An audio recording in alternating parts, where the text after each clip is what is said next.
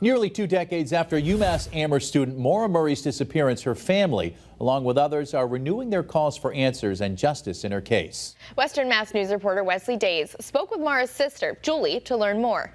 She was so humble and shy and introverted, but she was impressive, both on the track and in the classroom. Julie Murray is describing her sister Maura. The UMass Amherst athlete went missing back in February of 2004 after her car was found crashed in Haverhill, New Hampshire.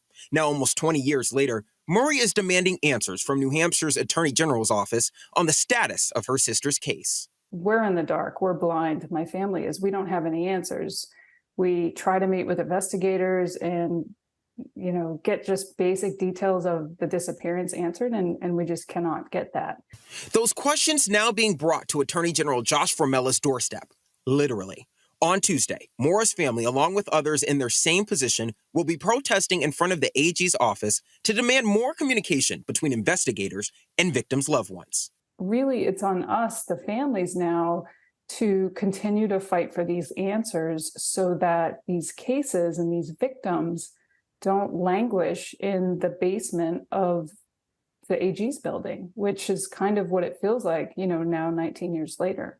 In addition to the common thread of violence that bonds these families together, there's one other thing that ties them. One thing that I've realized is that none of us have actually ever spoken to the Attorney General himself. These families also have complaints. No case updates, lack of responses to emails and calls to investigators, and no follow-ups on potential evidence and witnesses. That last one, something that hits close to home in Maura's case. Julie tells Western Mass News one piece of evidence is still a mystery to her. In terms of the carpet that was discolored that was taken in as potential evidence, I still don't know whether that's been tested. We reached out to the New Hampshire Attorney General's office about these complaints and received a statement that reads in part, quote, "We acknowledge their disappointment, frustration, and the tension that can develop when there is a lack of a resolution or new publicly available information, sometimes for decades. We remain resolved to fulfill our mission of seeking justice in all prosecutions, including those who have been murdered or remain missing."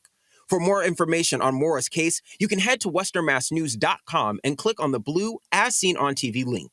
Reporting for Western Mass News, I'm Wesley Days.